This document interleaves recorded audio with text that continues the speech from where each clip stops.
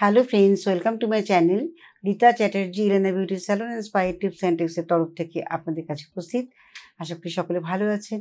আজকে যে এপিসোড নিয়ে আমি কথা বলবো আপনাদের সঙ্গে সেটা হচ্ছে মুলতানি মাটি ফুল অফ আর্টস। এটা হচ্ছে এতটাই একটা সুদিং, কথাটা শুনলেই কিন্তু ভালো লাগে, কারণ এর মধ্যে একটা স্নিগ্ধ কোমল ঠান্ডা একটা ব্যাপার রয়েছে, যেটা কিন্তু আমাদের স্কিনকে ভীষণভাবে কিন্তু উপকার দেয় আর সব রকমভাবে স্বাদ দেয়। এটাকে আমরা কখন কীভাবে ইউজ করব, কি করব না করব, সেটা কিন্তু আমাদের উপর ডিপেন্ড করে।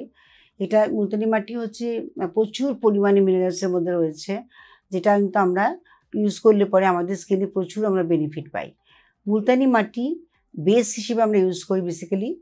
কোনো প্যাক তৈরি করতে গেলে আমরা মুলতানি মাটিকে একটা বেস হিসেবে ব্যবহার করি। মুলতানি মাটির অনেকগুলো আছে, মানে ব্যবহারের একটা রাস্তা রয়েছে। যেমন স্কিন অনুযায়ী আমরা কিন্তু মুলতানি মাটি ইউজ করব। মুলতানি মাটি ইউজ করার সময় আমাদের যে ভীষণ ফাইন, খুব মানে একটা রয়েছে ইনগ্রেডিয়েন্টস, প্রায় হাতে গ্র্যানুলস তো পড়েই না, ভীষণ সুদিং একটা ব্যাপার থাকে। তো যখন আমরা মুলতানি মাটি ইউজ করব তখন ফ্রেশ প্যাকেট যেগুলো আমাদের মার্কেটে পাওয়া যায় সেগুলো আমরা কিনে নেব এবং সেটাকে প্রিজার্ভ করবো খুব ভালোভাবে, যাতে সেখানে হাওয়া লেগে ড্যাম্প না লেগে যায়। সেইভাবে আমরা একটা কাচের যে কোনো জারের মধ্যে ওটাকে আমরা আটকে রাখবো, যাতে ময়েশ্চার ধরে না যায়। এবার এই মুলতানি মাটি ব্যবহার করার আগে প্রথমে আমাদের স্কিনটাকে জাজ করে নিতে হবে, কার কী ধরনের স্কিন সেটা আমরা খুব ভালো করে বুঝে নেব, যে স্কিনের টাইপটা আমরা কীরকম, কেন আমরা মুলতানি মাটি লাগাবো এবং কীভাবে লাগাবো, আর কখন আমরা লাগাবো না, এটাও একটা ব্যাপার আছে। মুলতানি মাটি যেমন প্যাক হিসেবে ইউজ করছি, ঠিক তেমনি আমরা বডি মানে প্যাক বা তাতে ডেড স্কিন রিমুভ, অনেক কিছু কাজ কিন্তু এই একটা জিনিসে হয়ে থাকে। ব্যবহার করার সময় আমরা হয় দুধ, না হলে দই, আর না হলে রোজ ওয়াটার, যে কোনো একটা আমাদের মানে ওটাকে মিক্স করবার জন্য প্রয়োজন।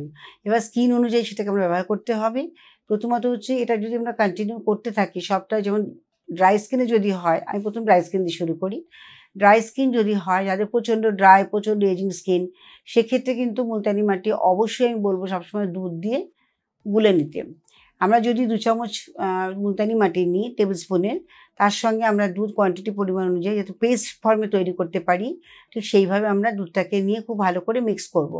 করে তার মধ্যে আমরা ইচ্ছে করলে আমরা গাজর গ্রেট করে তার জুসটা দিতে পারি, কিউকাম্বার জুস করে দিতে পারি, শসা দিতে পারি, বা হয়তো এর মধ্যে একটু লেমন জুসও দিতে পারি, বা আমরা মুসম্বি জুস দিতে পারি।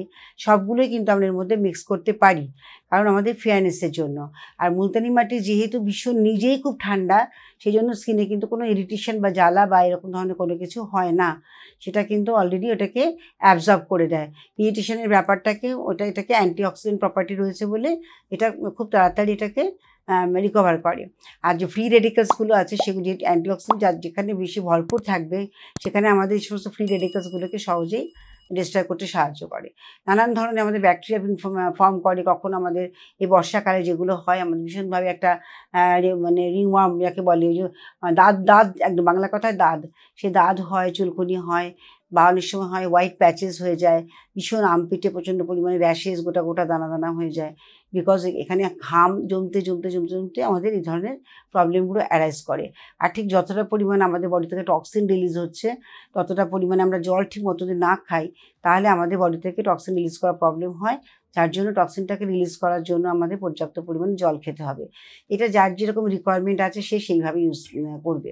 এবার মুলতানি মাটির প্যাকের কথায় আমি ছিলাম, সেখানে আমি আবার ফিরে আসছি। এটা 2 চামচ যদি টেবিল স্পুনের আমরা মুলতানি মাটি নিই, তাহলে আমরা পরিমাণ মতো দুধ নিয়ে ওটাকে মিক্স করব। সঙ্গে আমরা যে কোনো জুস বা ভেজিটেবল জুস বা ফ্রুট জুস আমরা লাগাতে পারি। যদি খুব ভীষণভাবে সেন্সিটিভ স্কিন হয়, সেখানে আমরা সিট্রাস জাতীয়, মানে হচ্ছে লেবু জাতীয় জিনিসগুলো, রসগুলোকে আমরা অ্যাভয়েড করব। সেখানে আমরা একটু কিউকাম্বার জুস দিতে পারি, সেন্সিটিভ স্কিনের জন্য ভীষণ ভালো। আর তাছাড়া আমরা একটা করতে পারি, যদি আমাদের বেদানা বা এই ধরনের কোনো রকম কোনো কিছু থাকে, বা আঙুর দিলেও খুব সামান্য পরিমাণ 2 চিমটে হলুদ গুঁড়ো দিলাম, দিয়ে ওটাকে প্যাকটাকে তৈরি করে খুব ভালো করে ফেসে একদম ফোরেড ইভেন কানেও দেওয়া যেতে পারে, গলাটাকেও পুরো কভার করতে হবে, করে এটাকে 15 থেকে 20 মিনিট রাখতে হবে। যাদের ড্রাই স্কিন তাদের টোনিংটাও দরকার, মানে স্কিনটা একটা রিজুভেনেট হয়, একটা টান ব্যাপার থাকে, তার জন্য আমরা 20-25 মিনিট রাখতেই পারি। আর যাদের মনে হচ্ছে খুব সেন্সিটিভ বা এরকম ধরনের হবে, তাদের ক্ষেত্রে আমরা তাড়াতাড়ি এটাকে তুলে ফেলবো। তাও মিনিমাম 15 মিনিটস রাখতেই হবে প্যাক। তো হয়তো সেমি ড্রাই হবে, তখন আমরা হালকা গরম জল দিয়েও তুলতে পারি, যদি ড্রাই স্কিন হয় এটা হালকা গরম জল দিয়ে তুললে বেশি ভালো হয়। মাসাজ করে তুলে ফেলে সঙ্গে সঙ্গে আমরা কিন্তু টোনার হিসেবে আমরা রোজ ওয়াটার ইউজ করতে পারি, বা আরও বিভিন্ন ধরনের টোনারের কথা আমি আরও আগে অন্যান্য এপিসোডেও বলেছি। তো আমরা ঘরোয়া টোনার বানিয়ে সেটাকে স্প্রে করে দেবো সঙ্গে আফটার প্যাক একটা তোলার পরে। তারপরে আমরা ময়েশ্চারাইজিং লোশন দিয়ে ময়েশ্চারাইজিং করব, অথবা অ্যালোভেরা জেল আর হয় কোকোনাট অয়েল বা আমন্ড অয়েল একসঙ্গে মিক্স করে রাখবো, বা ভিটামিন ই ক্যাপসুল জেলের সঙ্গে অ্যালোভেরা জেলের সঙ্গে মিক্স করে রাখবো। সেটা আমরা সঙ্গে সঙ্গে আবার লাগিয়ে নেবো আফটার টোনিং। টোনারটা না দিলে কি হবে, প্যাক যখন আমরা লাগাচ্ছি তখন আমাদের কিন্তু ন্যাচারাল অয়েলটা অনেকটাই ঘাটতি দেখা যায়। এবার ন্যাচারাল অয়েল এবং ঘাম দুটো যখন ইমব্যালেন্স হয়ে যাবে, আমাদের যখন পিএইচ ব্যালেন্সটা থাকবে না, তখন আমাদের স্কিনে কিন্তু নানান রকম সমস্যা দেখা দেয়। সেই কারণে যখনই প্যাক আমরা লাগাবো, আফটার প্যাক কিন্তু একদম ডেফিনেটলি আমরা টোনার লাগাবো। সেটা মিস টোনার হতে পারে, একটু দূর থেকে জাস্ট স্প্রে করে দিলাম, চোখটাকে বন্ধ করে স্প্রে করে নিলাম, অথবা কটনে করে আমরা টোনারটাকে ভিজিয়ে ড্যাব ড্যাব ড্যাব ড্যাব করে লাগিয়ে দিলাম পুরো মুখে। ওটা যখন ড্রাই হবে সঙ্গে সঙ্গে আমরা কি করব, ময়েশ্চারাইজিং লোশন হিসেবে যেটা আমি বললাম ঘরোয়া হিসেবে অ্যালোভেরা জেল, আর তার সঙ্গে যে কোনো হয় আমন্ড অয়েল বা অলিভ অয়েল একটু মিশিয়ে লাগাতে পারেন, ভিটামিন ই ক্যাপসুল লাগাতে পারেন।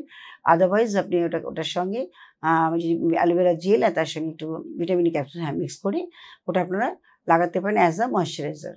এটা কিন্তু অ্যালোভেরার তো মানে কী বলবো, এর কোনো মানে ব্যাখ্যাই নেই। এত এত এত এতভাবে আমরা উপকৃত হই। প্রত্যেকটা জিনিসের ক্ষেত্রে কিন্তু অ্যালোভেরা জেল ভীষণভাবে কাজ করে, এবং এখানে প্রচুর পরিমাণে অ্যান্টিঅক্সিডেন্টের মাত্রা রয়েছে, যেগুলো আমাদের যে কোনো ব্যাকটেরিয়াকে ডিস্ট্রয় করতে সাহায্য করে, যে কোনো ফ্রি রেডিক্যালসগুলোকে দূরে সরাতে সাহায্য করে। তো অ্যালোভেরা সকলেই ইউজ করা উচিত।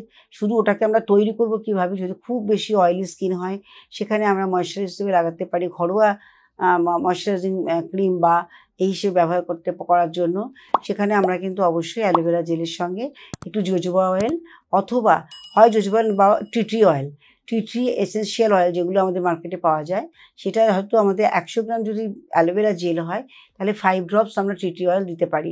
খুব ভালো করে মিক্স করে রেখে দেবো, ওটাই আমরা কিন্তু লাগাবো। এটা আমি কিন্তু ফর অয়েলি স্কিনে বললাম, যাদের পোর্সগুলো খোলা থাকে, পিম্পলস অ্যাকনে প্রচুর হয়, বিশেষ করে টিনেজারদের, তাদের জন্য বলছি, তারা কিন্তু এটা অ্যাজ আ ময়েশ্চারাইজার লাগাতে পারেন। বা অ্যালোভেরা জেলের সঙ্গে কর্পূরটাকেও লাগাতে পারেন যদি খুব বেশি সেন্সিটিভ না হয়। অনেকেই ভাবে যে আমার তো অয়েলি স্কিন, কেন সেন্সিটিভ হবে? তাতেও কিন্তু সেন্সিটিভ হয়। সেন্সিটিভ কখন হয়? যখন আমাদের স্কিন ভীষণ ডিহাইড্রেটেড হয়, মানে আমাদের শরীরে যখন জলের পরিমাণটা কমে যায় তখন আমাদের স্কিন প্রচণ্ড সেন্সিটিভ হয়ে ওঠে। সেই সময় দেখা যায় যে প্রচণ্ড পরিমাণে অয়েলি স্কিনও একটা ড্রাই ব্যাপার থেকে যায়, এটা হচ্ছে ডিহাইড্রেশনের জন্য। তো স্কিনকে হাইড্রেট করার জন্য আমি বললাম যে কর্পূরের সঙ্গে আপনারা কিন্তু অ্যালোভেরা জেল মিক্স করে অ্যাজ আ ময়েশ্চারাইজার লাগাতে পারেন বাড়িতে। দিনে 2-3 বার করে লাগান, মুখটাকে ক্লিন করে নিয়ে। আর ক্লিনজার হিসেবে তো আমি বলেছি অয়েলি স্কিনের জন্য রোজ ওয়াটারের সঙ্গে একটু কর্পূর মিশিয়ে রেখে দিলে পরে সেটা জাস্ট কটনে ভিজিয়ে খুব ভালো করে ক্লিন করা হয় দিনে 2-3 বার করে, তাহলে যে কোনো দাগ, যে কোনো অ্যাকনি, পিম্পলস, র্যাশেস বা আনইভেন টোন সব কিছু কিন্তু একদম চলে যাবে এটা দিয়ে ক্লিন করে।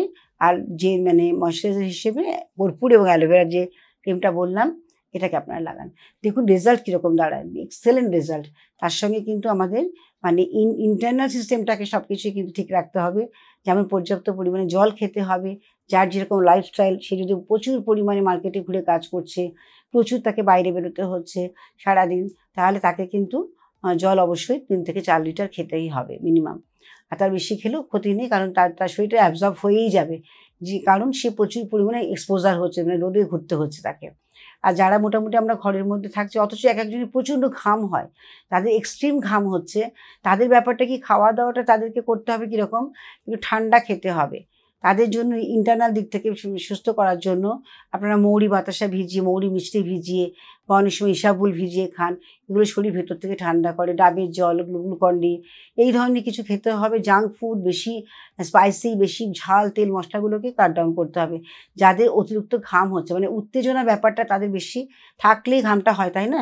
তো সেই জন্য এগুলোকে আমাদের কন্ট্রোলে আনতে হবে, তাহলে ধীরে ধীরে এই ঘামের ব্যাপারটা অনেকটাই কমে যাবে। আর ঘাম হওয়া মানেই হচ্ছে কিন্তু আমাদের বাইরে থেকে ধুলো ময়লাগুলো প্রচণ্ড পরিমাণে বডিতে অ্যাবজর্ব হয়ে যায়, সেটা স্টিকি ব্যাপার হয়ে যায়। সেখানে যদি এক্সফলিয়েট না করি, মানে ক্লিন করি না করি প্রপারলি, ভালো করে স্ক্রাবিং না করি, সপ্তাহে অন্তত 2 দিন করে ফুল বডি স্ক্রাব করতে বলি আমি। স্ক্রাবিং না করলে পরে সেই ঘামের সঙ্গে ধুলো ময়লা জমে গিয়ে যে লেয়ারটা পড়ে তাতে কিন্তু স্কিন ডিজিজ হওয়ার সম্ভাবনা বেশি থাকে। সেই জন্য আপনারা খেয়াল রাখবেন, বর্ষাকালে বিশেষ করে আমি বলবো সকলে ভীষণ পরিষ্কার পরিচ্ছন্ন থাকবেন। 2 দিন করে সপ্তাহে স্ক্রাবিং করবেন, ভালো করে বডি ওয়াশ জেল ইউজ করুন, বডি শ্যাম্পু ইউজ করুন বা সাবান ইউজ করুন, যাই করুন না কেন অবশ্যই করবেন। করার পরে কিন্তু ময়শ্চারাইজিং করবেন, কারণ স্কিন ডিহাইড্রেট হয়। বর্ষাকালে যেমন হিউমিডিটি বেশি থাকে বলে ঘাম হচ্ছে, আমাদের মাথার স্ক্যাল্পেও ঘাম হচ্ছে, প্রচণ্ড বডিতেও হচ্ছে। আর কিছু কিছু পার্টে এত বেশিভাবে মানে ঘাম জমে গিয়ে খুব বাজে রকমের এক্সিমা বা এই ধরনের অনেক সময় দেখা যায় যে ডিজিজ হয়ে যাচ্ছে, স্কিন ডিজিজ। সেখানে কিন্তু অবশ্যই পরিষ্কার রাখা দরকার, যতবার সম্ভব ক্লিন করা, জল বেশি করে খাওয়া, খাওয়া দাওয়ার দিকটা খেয়াল করতে হবে, ঘুম ঠিক মতো হতে হবে, আর দরকার একটু প্রাণায়াম এক্সারসাইজ বা মেডিটেশন সঙ্গে রাখুন। প্রত্যেকের জন্য বলছি, এটা কিন্তু আমাদের একটা অঙ্গ। এখন আজকের দিনে দাঁড়িয়ে বলছি, যাদের প্রচুর স্ট্রেস টেনশন আছে তাদের জন্য কিন্তু মাস্ট মাস্ট মাস্ট আপনারা কিন্তু অবশ্যই নিজেদের জন্য অন্তত আর হাফ অ্যান আওয়ার কি 15-20 মিনিট বের করে নিজেরা একটু হালকা এক্সারসাইজ, একটু মেডিটেশন করুন। প্রত্যেকে ভালো থাকবেন আমি বলছি, কারণ আমি নিজে জানি, আমি নিজে যেহেতু রেগুলার মেনটেন করি বলে আমি বলছি, এটা কিন্তু ভীষণ আমাদের কাজ দেয়। তাই সকলের কাছে আমার একটা রিকোয়েস্ট, আপনারা কিন্তু অবশ্যই নিজেরা প্রাণায়াম এবং যোগা এই ধরনের কিছু হ্যাবিটস তৈরি করুন, তাতে আপনারা ভালো থাকবেন, সুস্থ থাকবেন নিশ্চয়ই। আবার দেখা হচ্ছে, শেষ করতে হচ্ছে।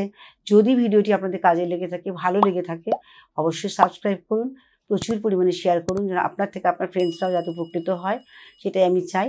আমার যতটুকু আমার নলেজ ততটুকু আমি শেয়ার করছি, হয়তো অনেকের কাজে লেগে যাবে। এরকম ধরনের অনেকেই সাফার করছে মনসুন ওয়েদারে। তো আজকের মতো শেষ করতে হচ্ছে। সাবস্ক্রাইব করুন, প্রচুর পরিমাণে ভালো থাকুন, সুস্থ থাকুন, আর দেখা হচ্ছে নেক্সট ভিডিওতে।